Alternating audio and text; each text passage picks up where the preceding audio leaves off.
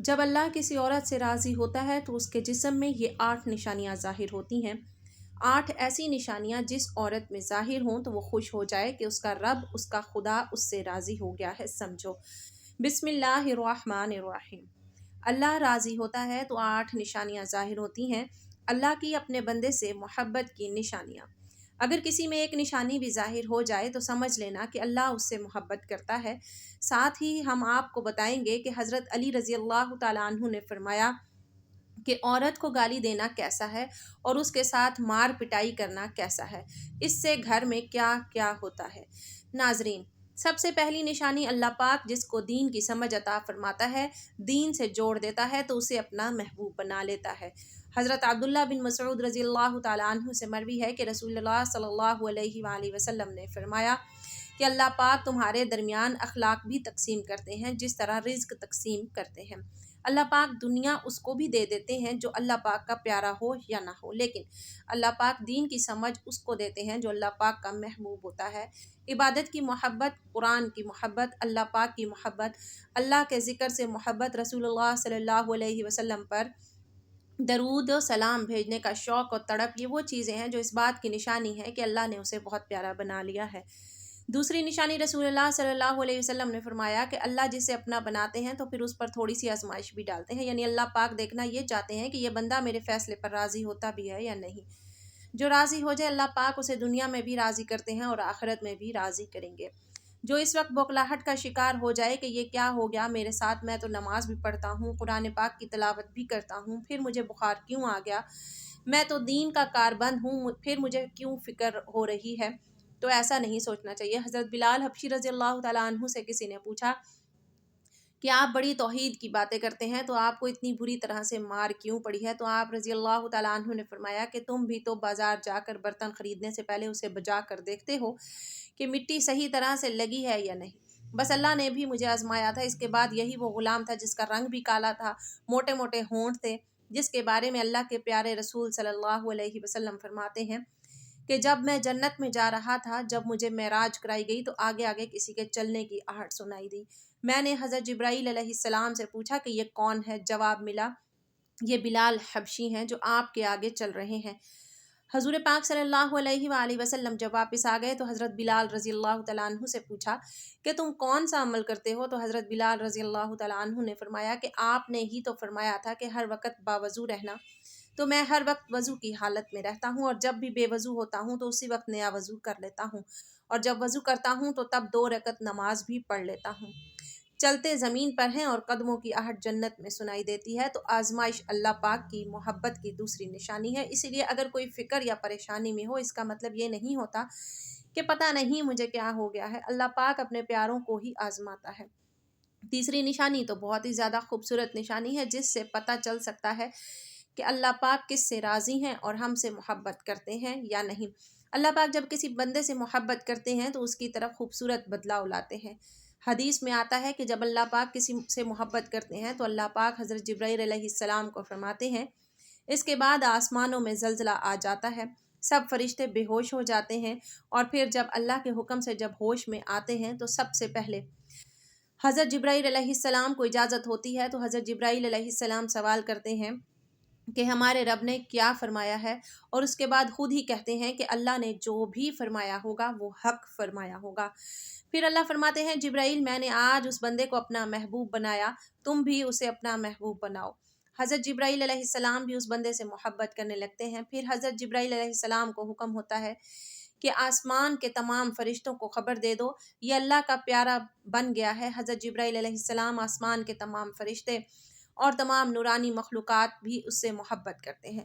آسمان کے کھربوں فرشتے اس سے محبت کرنے لگتے ہیں۔ پھر ایک فرشتہ آسمان سے دنیا میں آتا ہے اور اعلان کرتا ہے کہ اے لوگو، فلاں شخص اللہ کا محبوب ہے۔ حضرت جبرائیل علیہ السلام اور تمام آسمانوں کی نوری مخلوقات اس سے محبت کرتی ہے، تم بھی اس سے محبت کرو۔ اور پھر دنیا والوں کے دلوں میں اللہ پاک اس بندے کی محبت ڈالتا ہے۔ تو اس لیے دنیا میں 2 کام ضرور کرو جس کو کرنے سے اللہ ہم سے راضی ہو جائے، ہمیں اپنا محبوب بنا لے، انشاءاللہ دنیا اور آخرت میں کامیاب ہو جاؤ گے۔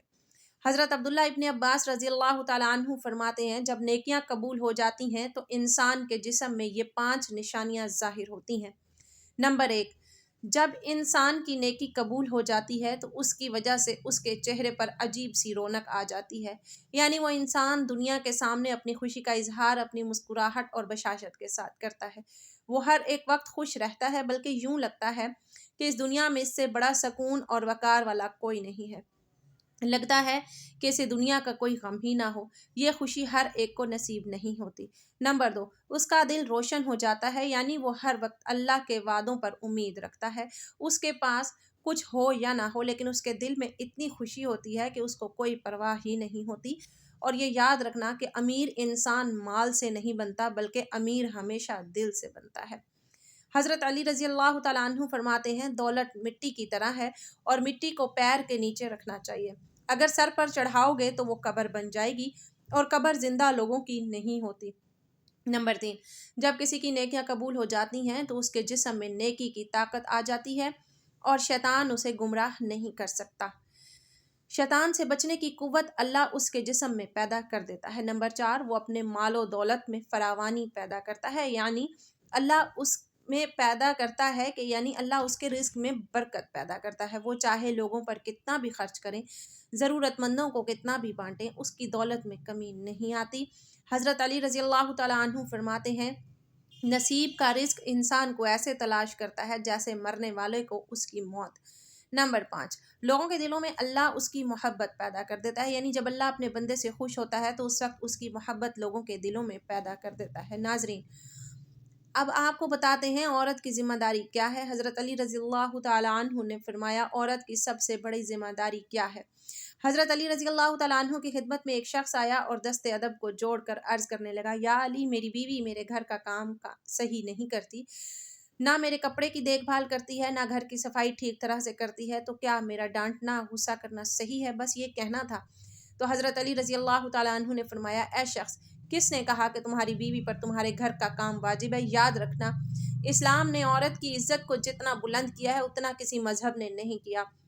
میں نے اللہ کے رسول صلی اللہ علیہ وسلم سے سنا کہ عورت کی سب سے بڑی ذمہ داری یہ ہے کہ وہ اولاد کی اچھی پرورش کرے اور وہ اپنی اولاد کا خیال رکھے، لیکن اگر اپنی اولاد کی پرورش کرنے کی اجرت شوہر سے مانگنا چاہے تو وہ بھی مانگ سکتی ہے۔ اور تم گھر کے کام کی بات کر رہے ہو، خوشی سے گھر کا کام عورت کرتی ہے، گھر کو سنبھالتی ہے، تو یہ اس کی عظمت ہے، یہ اس کا بڑا پن ہے، اس کا شکریہ ادا کیا کرو، اس کا احترام کیا کرو۔ میں نے اللہ کے رسول صلی اللہ علیہ وآلہ وسلم سے سنا کہ جس وقت عورت اپنے گھر کا کام کرتی ہے اس وقت اللہ اپنے فرشتوں کو زمین پہ بھیجتے ہیں اور کہتے ہیں کہ جب تک یہ عورت گھر کا کام کرتی رہے اس کے لیے عبادت لکھتے رہو، اور وہ وقت جو عورت گھر کے کام میں لگاتی ہے وہ اس کی عبادت میں شامل ہو جاتا ہے۔ یہ عورت کی عظمت ہے کہ وہ تمہارے گھر کو جنت بناتی ہے، تمہارے بچوں کو عظیم انسان بناتی ہے، لیکن اگر کوئی عورت پر ظلم کرے، گھر کے کام کی وجہ سے اسے ٹوکتا رہے، اس پہ ظلم کرتا رہے، تو روز محشر میں اللہ اس انسان کو گدھے کی شکل میں اٹھائے گا اور دوزخ کا ایک دروازہ ان لوگوں کے لیے کھولا جائے گا اور یہ کہا جائے گا کہ یہ وہ انسان ہیں جنہوں نے اپنی ہی عورتوں پر ظلم کیا، ان کو حقیر سمجھا اور ان کو غلام سمجھا۔ ناظرین، اب ہم آپ کو بتاتے ہیں حضرت علی رضی اللہ تعالیٰ عنہ نے فرمایا، گھر میں عورت کا رونا کیسا ہے، عورت پر ظلم کرنے کی کیا سزا ہے۔ حضرت علی رضی اللہ تعالیٰ عنہ راستے سے گزر رہے تھے، دیکھا کہ ایک شخص اپنی بیوی پر ظلم کر رہا تھا۔ حضرت علی رضی اللہ تعالیٰ عنہ ان کے قریب گئے اور فرمانے لگے، اے شخص، اللہ سے ڈرو، تمہاری مفلسی، پریشانی اور رزق میں تنگی کا سبب یہ ہے کہ یہ تمہاری بیوی تمہارے ہی ظلم کی وجہ سے تمہارے ہی گھر میں روتی ہے۔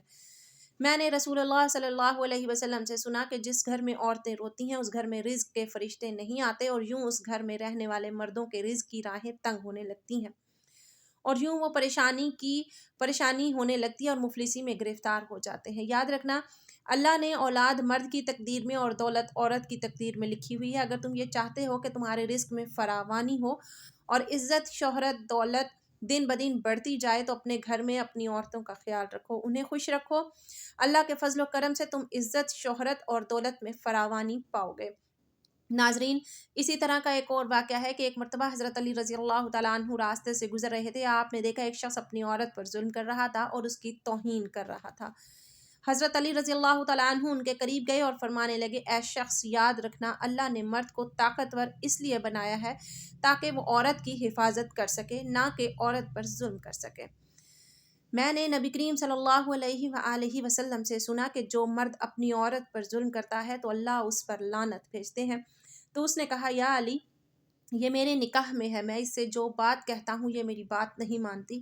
تو حضرت علی رضی اللہ تعالیٰ عنہ نے فرمایا کہ نکاح کا مطلب یہ نہیں کہ تم نے اپنے لیے غلام خریدا ہے، بلکہ نکاح کا مطلب یہ ہے کہ تم نے اپنی نسل کو بڑھانے کے لیے اس عورت سے مدد طلب کی ہے اور تمہاری اولاد کی اچھی تربیت کے لیے اس عورت کو چنا ہے۔